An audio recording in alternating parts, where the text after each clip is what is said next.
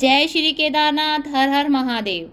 केदारनाथ जाने का बहुत से श्रद्धालुओं का सपना होता है, लेकिन जानकारी के अभाव में जा नहीं पाते।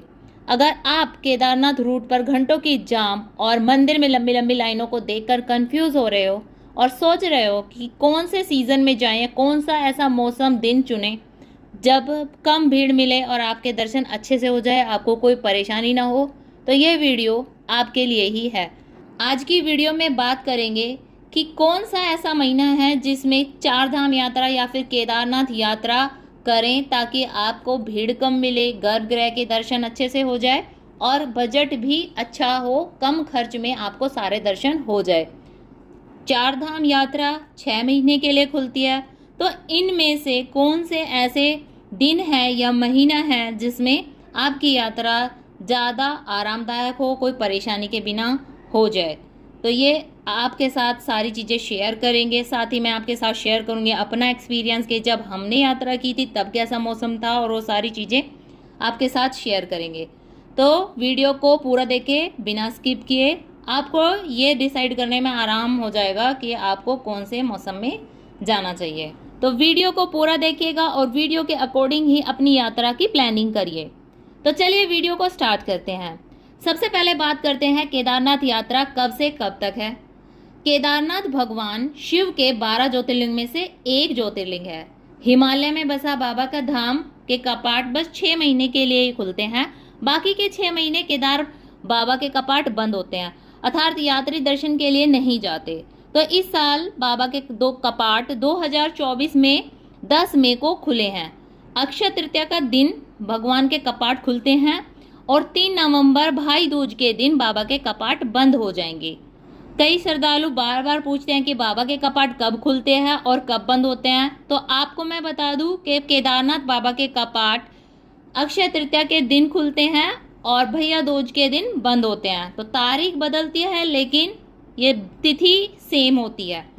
अगर आप मई और जून में प्लानिंग करते हैं तो इस समय काफ़ी संख्या में श्रद्धालु बाबा के दर्शन के लिए आते हैं।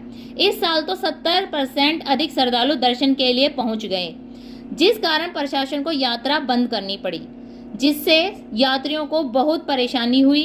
मई और जून में बच्चों की छुट्टियां होती है, तो भीड़ सबसे ज़्यादा इसी समय देखने को मिलती है। भीड़ बढ़ने के साथ पहाड़ों पर व्यवस्थाएं कम पड़ जाती है और हर चीज़ दुगने दाम पर मिलने लगती है। बात करें मौसम की, तो इस समय मौसम बहुत बढ़िया होता है। पहाड़ों पर ना तो ज़्यादा ठंड होती है और ना ही ज़्यादा गर्मी पड़ती है। अगर आप मई जून मंथ में केदारनाथ आने की प्लानिंग कर रहे हैं तो सबसे पहले आपको ऑनलाइन रजिस्ट्रेशन करवा लेना है। रजिस्ट्रेशन के हिसाब से केदारनाथ में अपने होटल रूम टेंट बुकिंग करवा कर चले, क्योंकि वहाँ पर बहुत ज़्यादा ठंड है, मौसम भी ख़राब चल रहा है ऊपर केदारनाथ बाबा धाम पर। तो आपको पहले कुछ तैयारी करके चलनी है। GMVN से बुकिंग करवाओगे तो केदारनाथ धाम में आपको अच्छे और सस्ते रूम मिल जाएंगे। इससे जुड़ी हुई सारी डिटेल आपको डिस्क्रिप्शन में मिल जाएगी। चलिए बात कर लेते हैं जुलाई अगस्त सितंबर मंथ की। अगर आप इस टाइम केदारनाथ यात्रा पर जाने की सोच रहे हैं तो इस टाइम आपको भीड़ कम मिलेगी, लेकिन यात्रा में लैंडस्लाइड और भारी बारिश देखने को मिलेगी, क्योंकि ये समय मॉनसून का होता है। भारी बारिश होती है और जगह जगह आपको पानी मिलेगा। और 22 किलोमीटर की जब पैदल यात्रा आप करोगे तो रास्ता बहुत उबड़ खाबड़ है, तो जगह जगह से आपको पानी निकलता हुआ मिलेगा। और वहाँ पर जो खच्चर चलते हैं, वो जो गोबर करते हैं, तो उनसे फिसलने का भी डर बना रहता है। तो इस समय अगर यात्रा जो करते हैं तो एक मतलब है कि भाई अपना जान जोखिम में डालना। जगह जगह से पानी बहता रहता है, जिस वजह से लोगों को बहुत परेशानी होती है चलने में, शूज़ गीले हो जाते हैं और आगे की यात्रा करना बहुत मुश्किल हो जाता है। बात करें खर्चे की, तो इस समय भीड़ कम होती है तो रूम भी काफ़ी सस्ते में मिल जाते हैं और बाबा केदार के दर्शन भी आराम से हो जाते हैं। भीड़ कम होने के कारण गर्भगृह के दर्शन भी करवाए जाते हैं, लेकिन दोस्तों इस समय दर्शन करना खतरे से खाली नहीं है। अगर आप जुलाई अगस्त सितंबर में प्लानिंग कर ही रहे हो तो सितंबर के लास्ट में सबसे सही रहता है, क्योंकि इस समय मौसम भी सही रहता है, मॉनसून चला जाता है, बारिश आपको कहीं कहीं थोड़े बहुत मिलेगी, भीड़ भी आपको कम मिलेगी और ठंड भी आपको कम ही मिलती है। और इसी महीने में हमने भी यात्रा की थी। तो बात करें अपने एक्सपीरियंस की, तो दोस्तों सितंबर के लास्ट में हमने 30 तारीख को हमने यात्रा शुरू की थी और 1 तारीख को बाबा के दर्शन कर लिए थे 1 अक्टूबर को। तो वहाँ की बात करूँ अपने मौसम की और खर्चे की, तो उस टाइम मौसम ठीक ठाक था, बढ़िया, नीचे से अच्छे से यात्रा हुई। और बाबा केदारनाथ के यहाँ तो ठंड ही थी, काफ़ी पहाड़ों पर बर्फ़ भी गिरी हुई थी। और पैदल चलने में तो मौसम सब ठीक ठाक रहा, बस एक जगह थोड़ी सी हल्की बारिश मिली, रामबाड़ा से जैसे ऊपर थोड़ा सा चले तो थोड़ी बारिश मिली। तो हमने मतलब 4 या 5 किलोमीटर की यात्रा गीले शूज़ में की, क्योंकि पानी आ रहा था। तो आप ये सारी चीज़ें थोड़ा सा देख कर चले, क्योंकि 4 या 5 किलोमीटर पैदल यात्रा जबकि फिर ऊपर ठंड थी, तो ये सारी चीज़ें थोड़ी सी मुश्किल तो हो गई, लेकिन कम ही सफ़र था, हमने तय कर लिया। और ऊपर जाकर हमने रूम बुकिंग वगैरह कराई नहीं थी, तो हमने टेंट में रात गुजारी। लेकिन भगवान का काफ़ी शुक्रियाना था कि उन्होंने ऐसा टेंट हमें दिला दिया कि उसमें बाथरूम वगैरह गर्म पानी की सुविधा थी। तो ये सारी चीज़ें आप सोच समझ के चले और सीज़न को थोड़ा देख ले, और आप छुट्टियों को थोड़ा देख ले। अगर छुट्टियां होती हैं ना तो थोड़ी दिक्कत ज़्यादा हो जाती है। जब हमने यात्रा की तो उस टाइम लगातार 3-4 छुट्टियां थी, तो फैमिली टूर कम था।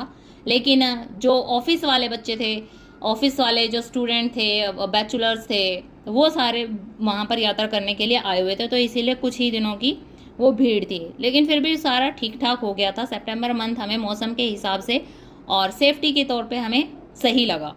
तो आप सितंबर के लास्ट जैसे 15 दिन होते हैं वो वाले, और अक्टूबर के 15 दिन जो होते हैं, इसमें आप यात्रा करोगे, सबसे बेस्ट दिन यही होते हैं। बस थोड़ा छुट्टियों को अवॉइड कर देना आप। चलिए, तो अब बात करते हैं अक्टूबर और नवंबर की। अक्टूबर और नवंबर में बहुत कम यात्री प्लानिंग करते हैं केदारनाथ यात्रा के लिए। बस वही यात्री प्लानिंग करते हैं जिनको काफ़ी अच्छी जानकारी होती है, जो पहले यहाँ आ चुके हैं, क्योंकि इस टाइम बहुत ही ज़्यादा स्नोफॉल मिलता है और ठंड बहुत ज़्यादा होती है। तो ये सारी चीज़ें थोड़ी सी प्लानिंग करके अगर यात्रा करते हैं, भीड़ कम मिलती है लेकिन थोड़ी सी प्लानिंग करनी पड़ती है। अक्टूबर नवंबर में स्नोफॉल देखने के लिए भी मिलती है। लेकिन आपको दोस्तों ये चीज़ ध्यान में रखनी है कि आपको अपने रूम की बुकिंग करा लेनी है। JMVN संस्था से बुकिंग कराओगे तो आपको सस्ते में रूम पहले ही बुक हो जाएंगे, क्योंकि आपको वहाँ टेंट में काफ़ी ठंड लगेगी, गर्म पानी की भी कोई व्यवस्था नहीं मिलेगी।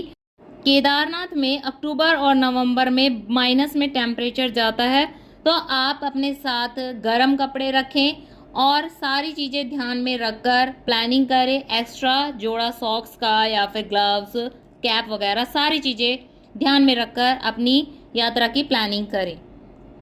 तो इन सारी चीज़ों को देखते हुए सबसे बेस्ट मंथ सितंबर मंथ ही है दोस्तों, क्योंकि इस टाइम मौसम सही रहता है, ना ज़्यादा गर्म रहता है ना ज़्यादा ठंडा रहता है, भीड़ भाड़ भी आपको कम मिलती है, यात्रा का खर्चा भी कम होता है, रूम भी आराम से मिल जाते हैं, दर्शन भी आपके अच्छे होते हैं, और पहाड़ों पर चारों तरफ आपको ग्रीनरी देखने को मिलती है, क्योंकि बारिश के बाद पहाड़ों की सुंदरता और भी ज़्यादा बढ़ जाती है।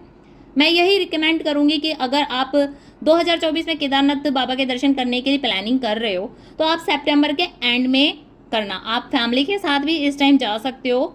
सब बहुत बढ़िया और मंगलमय दर्शन आपके इस टाइम होंगे। आपकी यात्रा मंगलमय हो और बाबा केदारनाथ की कृपा आप पर और आपके परिवार पर सदा बनी रहे।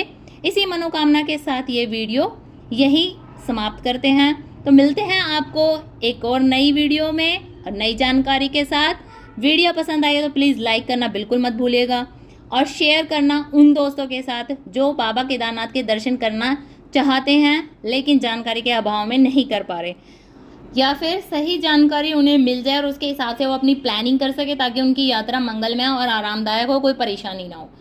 तो दोस्तों इसी उम्मीद के साथ कि आप ये वीडियो को ज़्यादा से ज़्यादा शेयर करोगे, लाइक करोगे। मिलते हैं आपको नई वीडियो में नई किसी जानकारी के साथ। हर हर महादेव, जय श्री केदार।